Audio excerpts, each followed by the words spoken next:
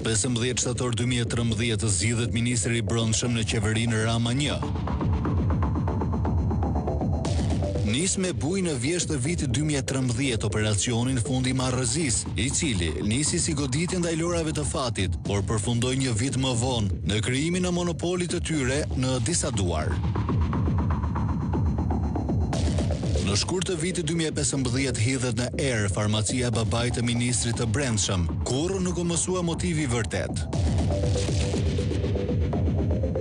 Në fillim të vitit 2015 ish oficeri i policisë Dritan Zagani akuzoi Samir Tahirin se kishte vënë në dispozicion të habilajve makinën personale me targa AA003 GB, me të cilën habilajt kryenin trafikun e drogës drejt Greqisë. Edi Rama merr në mbrojtje dhe sulmon denoncuesin. Një kriminal, një bashkëpunëtor i trafikantëve të drogës që dekonspironte operacionet e policisë është bërë sot heroi që na kërkoi ka përgjigje, ndërkohë që ai është në kërkim. Më 11 maj 2016 publikohet një informacion se Shërbimi Informativ Shtetëror kishte informuar prokurorin e përgjithshëm Llalla dhe presidentin Nishani se policia e shtetit po përdorte një pajisje të paregjistruar për përgjimin e telefonave celular të politikanëve, gazetarëve, diplomatëve dhe të vetë kryetarit të kuvendit në ato kohë, Ilir Meta. Nis hetimi, pezullohet drejtori i përgjithshëm i policisë Haki Çako, por gjithçka mbyllet në pak kohë dhe kryeministri Rama e mori hapur në mbrojtje. Respekt për skuadrën e ministrit brendshëm, respekt për drejtuesit e policisë së shtetit.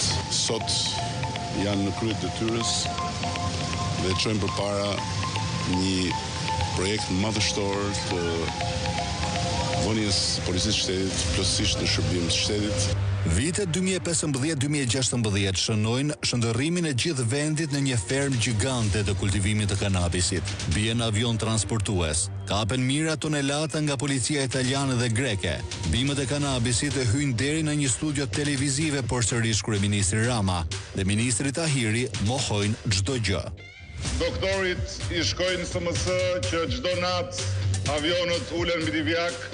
Nuk janë avion, janë mushkonjat, dhe kështu do mbaroj dhe historia e drogës me bazat ushtarake, edhe historia e mushkonjave që u bën avion. 11 mars 2017, pas presionit të ndërkombëtarëve e veçanërisht të Bundestagut gjerman, Samir Tahiri shkarkohet si ministri i brendshëm dhe në vend të tij emërohet Fatmir Xhafaj. 16 tetor 2017, Mojsi Habilaj dhe anëtar të tjerë të bandës arrestohen në Itali me akuzën e trafikut të narkotikëve. Hetimet e prokurorisë e Katanjas e përfshin në organizatën e vëllezërve Habilaj edhe ish ministrin Tahiri.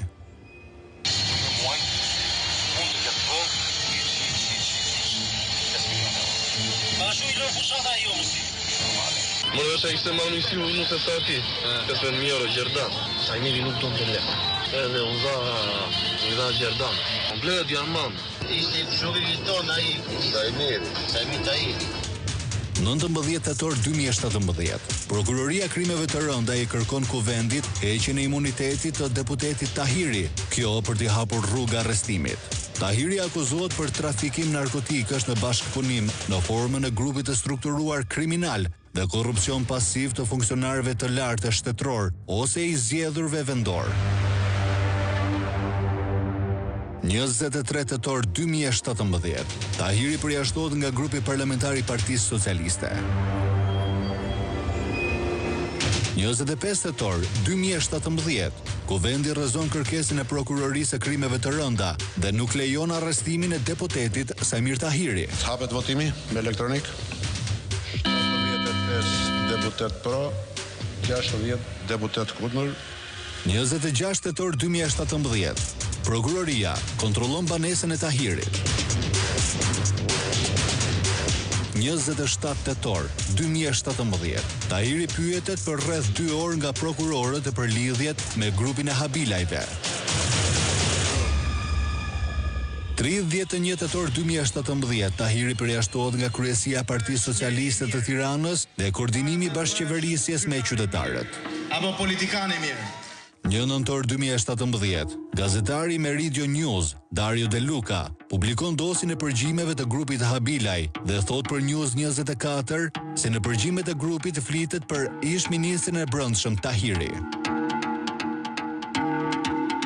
1 nëntor 2017, policia arreston Ores Soton për kundërshtim të policisë rrugore. 25 vjeçarit i gjende në makinë 800.000 euro dhe 2 patenta mjetësh lundruese të ish-ministrit Tahiri.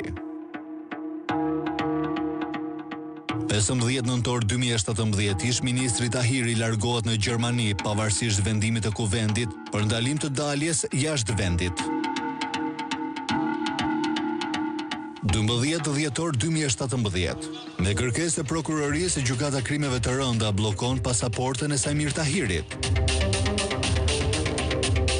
26 dhjetor 2017, gjykata e apelit për krime të rënda vendosi t'i rikthej pasaportën ish-ministrit. 3 maj 2018, Tahiri dorëhiqet si deputet. Nuk e besoj që do ketë dhe birë nënë dhe birë që do më pengoj. 5 korrik 2018, prokuroria krimeve të rënda kërkon arrest me burg për Tahirin, por gjykata shkallës së parë e krimeve të rënda vendosi për arrest shtëpie. 27 shkurt 2019, 2 vite pas nisjes së hetimeve, prokuroria dërgon dosjen e Tahirit në gjykatë. 21 mars 2019, nis gjyqi ndaj Tahirit me akuza përfundimtare, trafikimi narkotikëve në bashkëpunim në formën e grupit të strukturuar kriminal, kryerja e veprave penale nga organizata kriminale dhe grupi strukturuar kriminal.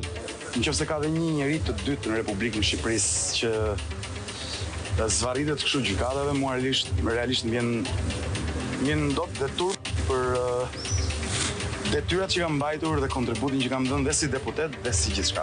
22 korrik 2019, gjykata vendos gjykim të shkurtuar për Samir Tahirin. Në sqetullën e politikës vetëm drejtësi për mua nuk do ishte. 10 shtator 2019, prokuroria kërkon 12 vite burg me gjykim të shkurtuar, ulen në 8 vite. 2 mars 2020, Edi Rama flet për Tahirin. Ministrat janë si antar të bandave. Ministrat zgjidhen nga unë dhe varen nga këmbët e tyre. Ja u them shumë sinqerisht dhe mua më vjen turp që jam deputet, jam ministër.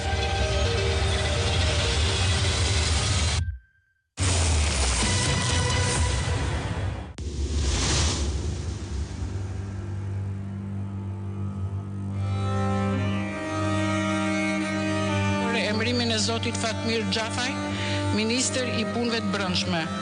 Artur Mirator me 76 vota pro, asnjë kundër, asnjë abstenim, pra Mirator.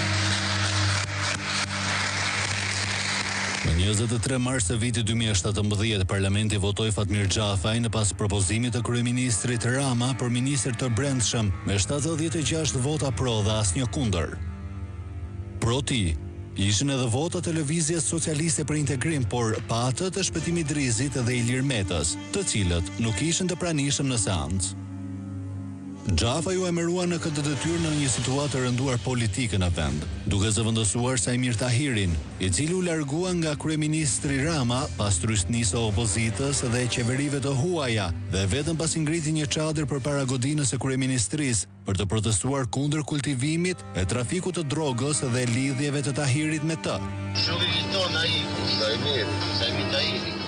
Emërimi i Xhafajt, edhe pse i brohuritur nga disa ambasadorë të huaj në Tiranë, të cilët e vlerësuan për punën e tij si drejtues i komisionit që hartoi reformën në drejtësi, u kundërshtua ashpër nga opozita, kryesisht për shkak të së shkuarës së tij si hetues në regjimin enverist dhe si drejtues i lartë i rinisë komuniste të kohës. Me njëherë pasi u bë ministër i brendshëm, Xhafaj premtoi për një ndryshim rrënjësor të gjendjes së rendit në vend, luftë kundër kanabizimit dhe trafikut të drogës, si edhe spastrim të radhëve të policisë, duke hedhur poshtë të gjitha superlativat e kryeministrit Rama për policinë që duam në udhëheqjen e Samir Tahirit. Kështu, Xhafaj nisi një seri aktesh propagandistike, si mbledhje pompoze me drejtues të policisë, disa ndryshime të menjëhershme të kupolës, vizita në vendet e Bashkimit Evropian të prekura nga krimi dhe emigracioni shqiptar, dalje televizive ku premtonte me afate, goditje të mëdha të krimit shqiptar në qytete të ndryshme të vendit e të tjerë. Nisje në operacionit Forca e Ligjit, emërimin si zgjedhje personale dhe duke shkelur ligjet të Ardi Veliut në krye të bluve e të tjerë.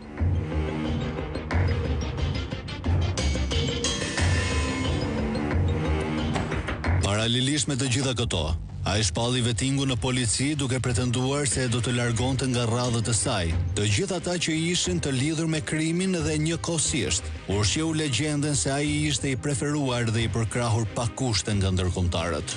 E gjithë kjo fushat bëri që pas një shkëputje prej 3 muajve nga posti i ministrit, në rastin e qeverisë teknike PSPD, pas zgjedhjeve të vitit 2017, ai të emëroi sërish ministri i brendshëm në qeverinë Rama 2, edhe pse flitej për një ftohje të marrëdhënieve nga ana e kryeministrit. Por përtej propagandës dhe zhurmës mediatike, Xhafaj nuk solli asnjë rezultat konkret.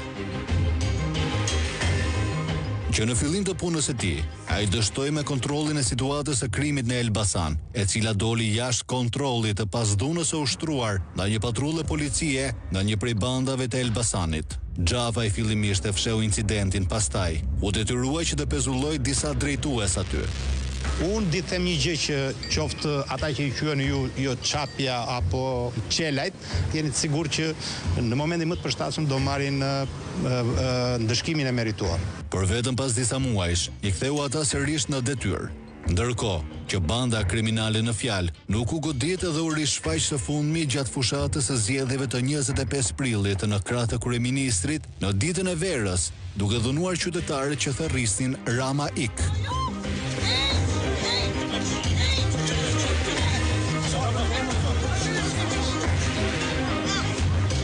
Xhafaj deklaronte shpesh në media se do godiste bandat brenda X periudhe kohore, por kjo gjë nuk ndodhi asnjëherë, edhe pse një seri vrasjesh mafioze përfshiu vendin ndërsa trafiku i drogës vazhdonte i pandalur. Natyrisht shqetësimet sa natyre duhet të jemi ndërgjeshëm që ka pasur edhe ka dhe në qytetin e Elbasanit. Për secilin nga këta duhet të jetë shumë e qartë që policia do t'u nxjijë jetën. Në maj të 2018, Partia Demokratike kaloi në një sulm direkt ndaj ministrit Xhafaj me një dosje konkrete.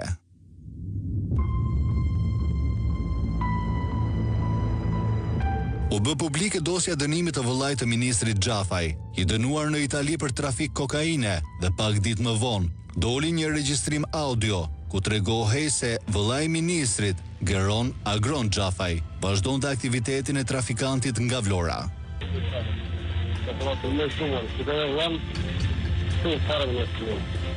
Ky ishte sulmi më i rëndë ndaj Fatmir Xhafajt, i cili gjithsesi refuzoi të jepte dorëheqjen për t'i lënë rrugë hetimit të plotë të vëllait dhe nuk pranoi zbatimin e ligjit antimafie për veten dhe familjen e tij. Kryeministri Edi Rama njësoj siç bëri fillimisht me Sajmir Tahirin, e mori personalisht në mbrojtje, por për të lëshuar edhe atë pak kohë më pas. Gjithsesi, Agron Geron Xhafaj u dorëzua te drejtësia italiane për të kryer dënimin e mbetur, kurse në Shqipëri gjithçka u duk se u mbyll pas lojrave me ekspertiza personale në laborator të huaj privat, të cilat Edi Rama nuk i tregoi kurrë. Unë kam kërkuar nga një agjenci e specializuar ndërkombëtare ekspertizën shkencore të këtij materiali. Nuk jemi absolutisht përpara as edhe një lloj prove komprometuese për ministrin e Brendshëm, por përpara një akti mashtrimi të opinionit publik dhe të atij ndërkombëtar. Në fillim të tetorit të 2018, ministri Xhafaj zhvilloi disa takime me krerët e agjencive antikrim në Gjermani, pas të cilave premtoi zhvillime të rëndësishme, bazuar edhe në përgjigje të dosjeve 339 dhe 184 dhe veprimtarisë së grupeve të rëndësishme kriminale. Në datat 3, 8, 11 dhe 17 tetor 2018, në Tiranë erdhën sekretari i shtetit të Ministrisë së Brendshme Federale të Gjermanisë, Stefan Meyer, zëvendës presidenti i Zyres Federale të Krimit Peter Hensler, drejtori i përgjithshëm i policisë gjermane.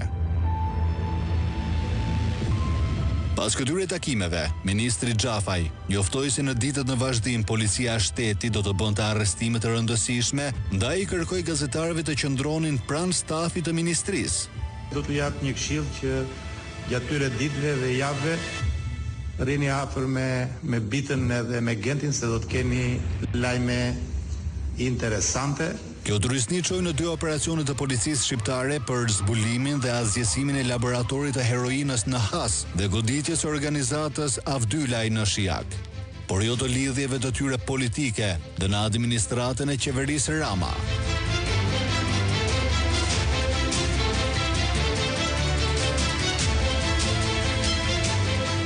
Më pas u mësua se qeveria gjermane ishte ushtruar trysni ndaj qeverisë shqiptare, jo vetëm për hetimin dhe arrestimin e personave të këtij grupi kriminal, por edhe të lidhjeve të tyre politike dhe qeveritare. A të kazoj gjumi vrallë Allah, se këta kuramën dhe keni net që jeni këtaq. Qa bërë? Mirë. Do takojmë atje ka treka, se s'bën. Ne të marrëmi që punë me anin tu, po prezim anin, dhe po shkej ke bashkia vaje, pa prez vlaj të me tega. Hajde du, falë vlajë. Vangjush Dako, për të cilën u hap një dosje te krimet e rënda, edhe vete pranoi me gjysmë zëri te emisioni Blendi Fevziu se ishte pranë arrestimit. Por sërish u fut në lojë Edi Rama dhe asgjë nuk ndodhi. Fatmir Xhafaj doli blof përballë homologëve gjerman, dhe ndërkohë marrëdhëniet me kryeministrin gati u ngrin.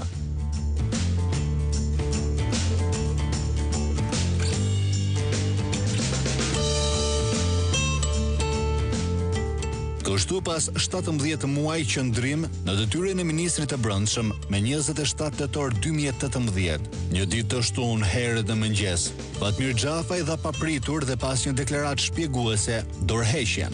Mbas një mëngjesi shumë të këndshëm me bashkëshorten dhe me familjen time, sigurisht dhe me Mbesën, të dy të takojeni ju dhe jam shumë i lumtur që ju takoj se kem bashkëpunuar mirë. Rama nuk humbi kohë, por e pranoi këtë dorëheqje duke zëvendësuar me këshilltarin e tij për sigurinë, Sander Leshaj, që atëherë Fatmir Xhafaj ka qenë shumë pak aktiv politikisht dhe her pas here ka qelluar me pambuk kryeministrin.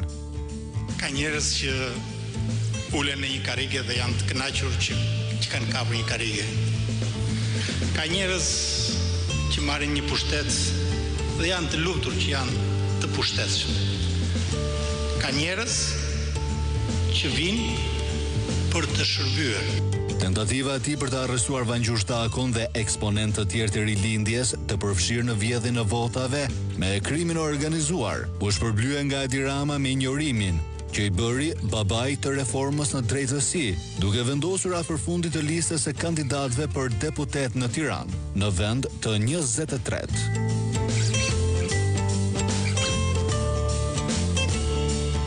Njerë kështu kemi në një shok që thotë unë jam njeri i lirë, jo mëse si je njeri i lirë, je njeri i lirë, ta thua shtu ta diskutojmë tu, po si je njeri i lirë, dash atje dhe ti gjuash me gur shtëpisë ku jemi bashkë, s'ka kuptim.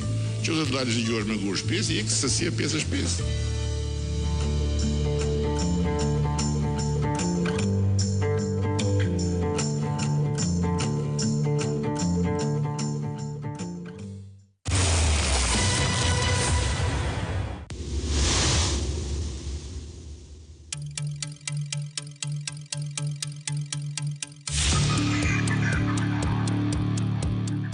Vetëm një javë pasi kishte dhënë dorëheqjen dhe Edi Rama kishte votuar në parlament largimin e Fatmir Xhafajt nga ministri i Brendshëm.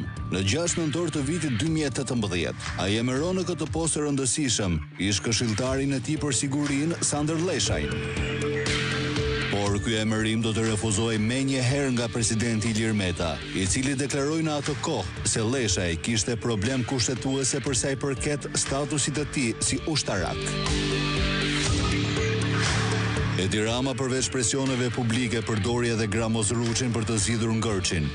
Por Meta nuk u tërhoq deri në momentin që Leshaj i kërkoi personalisht nëpërmjet një letre ç'dekretim nga statusi i ushtarakut dhe premtoi se nuk do ta vishte kurrë më uniformën e generalit. Betoj. Kështu në 16 nëntor 2018, Leshaj u dekretua nga presidenti dhe nisi detyrën zyrtarisht si ministër i Brendshëm. Me njëherë pas marrjes së postit ai u shfaq në publik arrogant dhe me profil ndryshe nga paraardhësit e tij, duke premtuar një reformim të policisë dhe largimin e barkdërrave nga radhët e saj.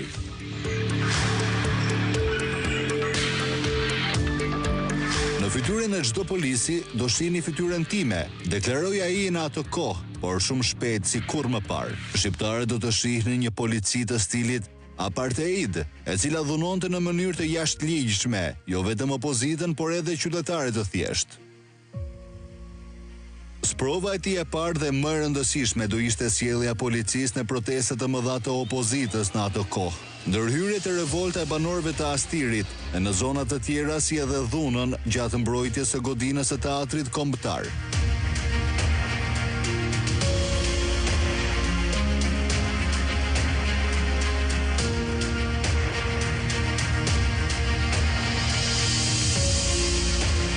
Dhuna jo proporcionale që ushtronte sistematikisht policia nën komandën ushtarake të Sanderleshajt, veçanërisht gjatë protestave të opozitës, përdorimi deri shtazarak i gazit lotcjellës dhe mjeteve të tjera ekstreme ndaj protestuesve, por edhe qytetarëve pas një lidhje me ngjarjet, e shndërroi atë nga General Sandrin në lesh kimiku i Edi Ramës.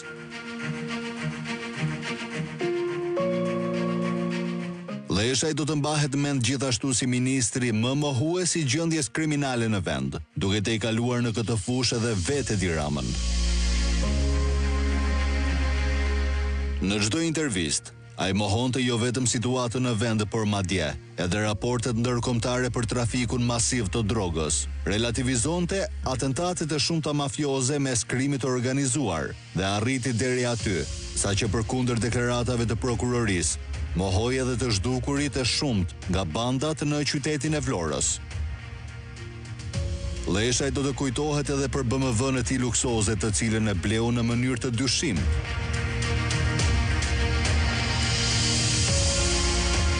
Për trimërimin e policëve deri në barbarizëm ndaj adoleshentëve, si rasti të liçeni artificial.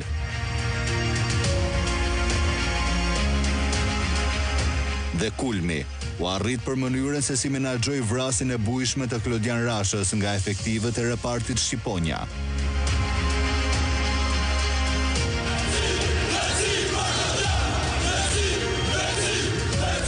Ka qenë pikërisht ky moment kur pas një proteste të madhe të rinjve të kryeqytetit, e cila vazhdoi për disa ditë. Kryeministri Edi Rama u detyrua që ta bënte kurban ministrin e tretë të brendshëm në vetëm 7 vite qeverisje. Pas marrjes së fëmijët për ngjarjen, ministri i brendshëm ka informuar dhe ka vënë dispozicion dorëheqjen e tij. Sanderleshaj do të mbetet në historinë e Ministrisë së Brendshme si një nga ministrat më të përdorur nga kryetari i qeverisë për agjendën e tij politike kundër opozitës dhe lëvizjeve qytetare, dhe si njësoj si ministrat e brendshëm të Enver Hoxhës, përfundoi si limon i shtrydhur dhe i pushkatuar politikisht nga vetë njeriu të cilit i shërbeu pa kushte.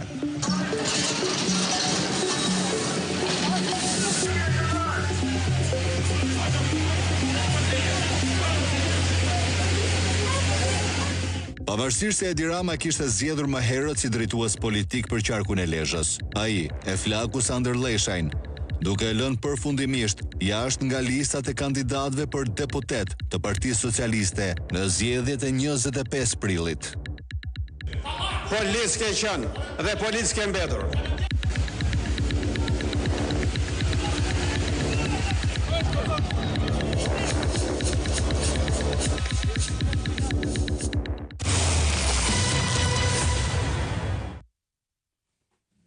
Jemi kthyer në studio. Këto ishin 3 profilet e 3 ministrave të brendshëm të Partisë Socialiste të zgjedhur nga Edi Rama, që të gjithë dy të parë akuzuar për lidhje me krimin, Sanderleshaj i akuzuar për dhunë të paparë në fakt ndaj popullatës civile në protesta të ndryshme. Ishin 3 profile të përgatitura mjeshtrisht nga Poli Hoxha, nga Blet Marku dhe montazhieri Oraldo Pajo. Do të shkojmë në një hapësirë publicitare dhe rikthehemi në lidhje direkte në Skype me doktor Piperën dhe zotin Dasho nga Gjermania për të folur mbi efektet e vaksinës dhe sa të dëmshme janë ato. Publicitet dhe kthehemi me zotin Piperë dhe zotin Dasho.